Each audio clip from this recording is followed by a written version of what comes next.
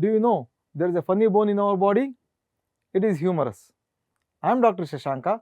I am going to teach you about the osteology of humerus. Coming to the importance of osteology. Osteology carries 5 marks in Viva, both in internals as well as the main exams, that is the university exams. 1 or 2 question can come in theory about the osteology. Spotters, definitely there will be 1 or 2 spotter on the osteology. Apart from this marks and other things, osteology overall gives an idea about the gross anatomy. Why I am telling? Because today, before studying the humerus, let us know the importance of osteology. Viva. What are the examiner's expectation? So, examiner expect you to know the name and type of the bone. After this, the site determination, and the examiner asks you to pick up the bone. You pick the bone, do the site determination and keep it like this. If it is the right side, hold it in right hand. If it is the left side, hold it in left hand. This tells you that you have already done the site determination. This gives an extra edge to you.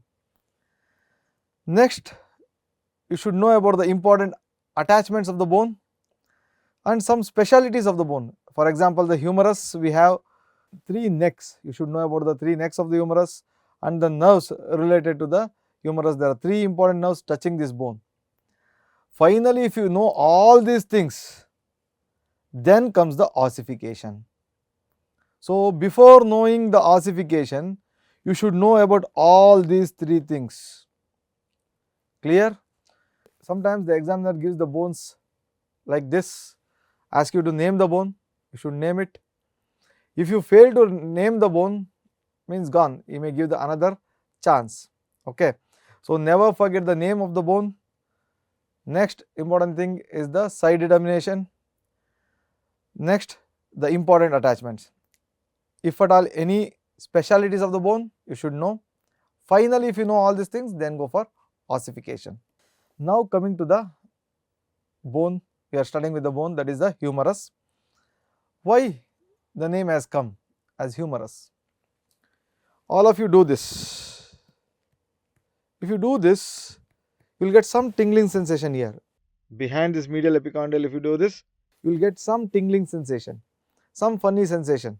Because of this, this bone is named as humerus. It is one of the long bone and the longest bone of the upper limb and one of the long bones situated in the arm region. Coming to the site determination of the humerus, the rounded end, that is the head end, should be facing upwards. The most prominent depression, the fossa, should be facing backwards. You can see this will go back side, that is the olecranon fossa should go back side, and the out of the 2 epicondyles, the most prominent is the medial epicondyle. So, if you apply all this principle, this is the right humerus. This is the other bone.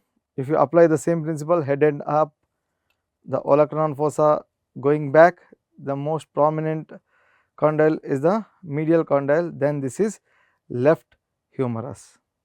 If you compare both these 2, this is the left, this is the right humerus. Next, coming to the parts of the bone. Humerus consists of upper end, shaft and the lower end. Upper end consists of head, the 3 different necks, lesser tubercle, greater tubercle and intertubercular sulcus. Shaft is circular in the upper part, triangular in the lower part. Coming to the lower part, that is the lower end, it has got 2 articular surfaces. This one is the capitulum. It is there on the anterior surface and inferior surface. It is deficient on the posterior surface. This is trochlea. This trochlea is present on the anterior surface, inferior surface as well as the posterior surface.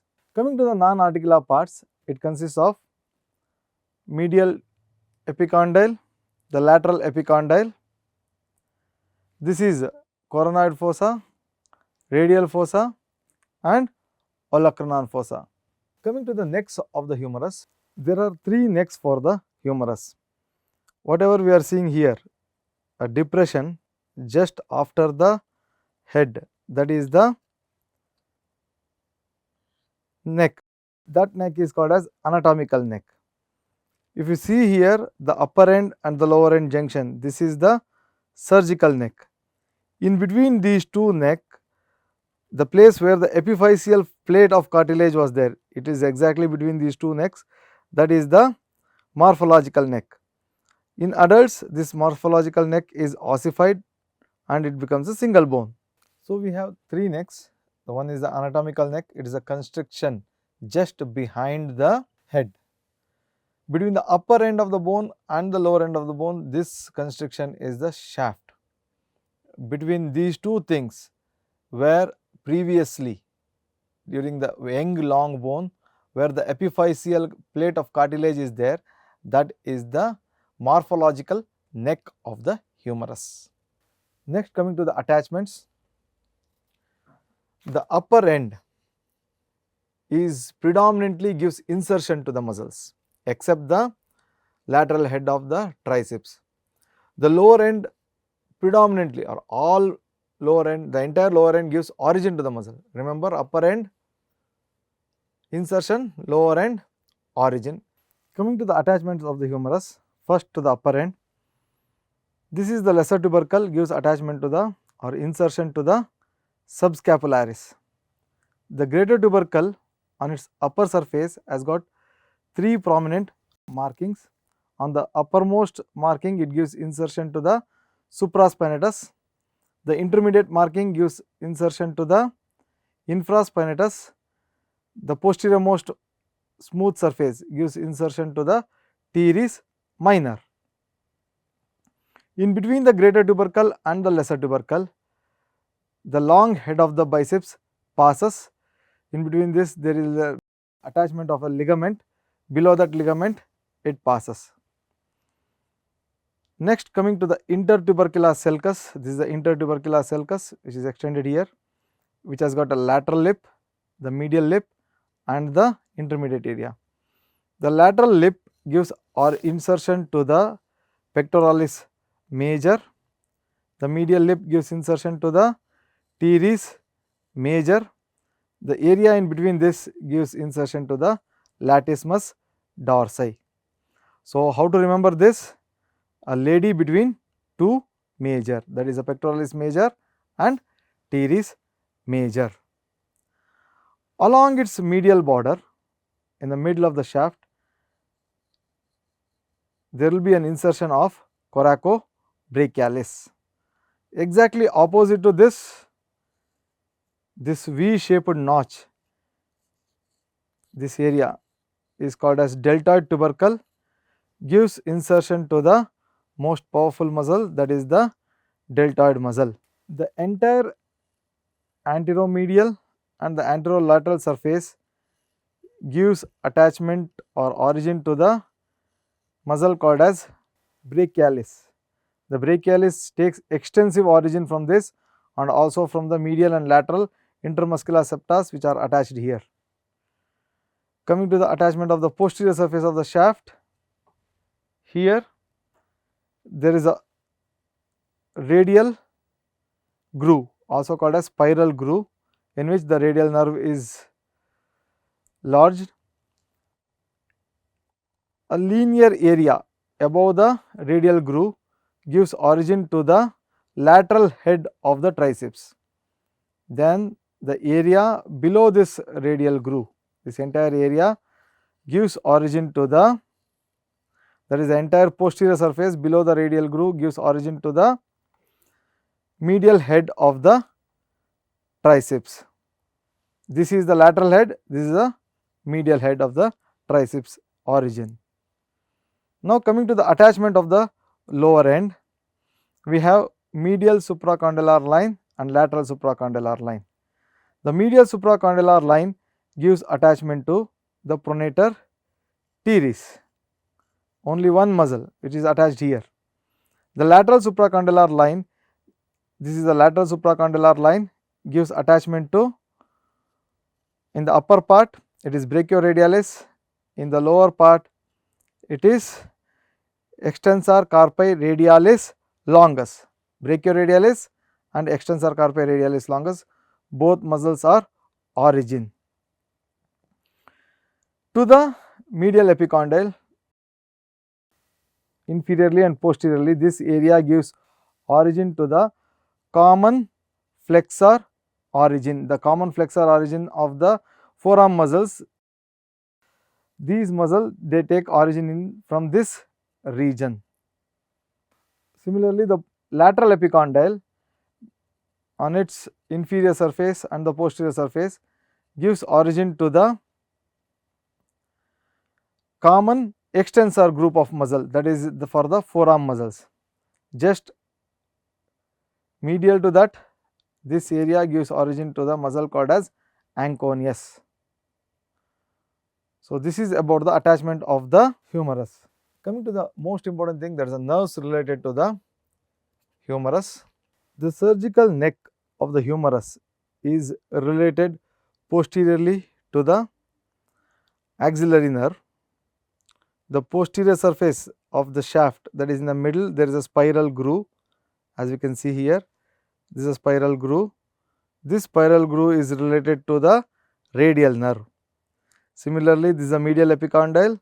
The posterior surface of the medial epicondyle is related to the ulnar nerve.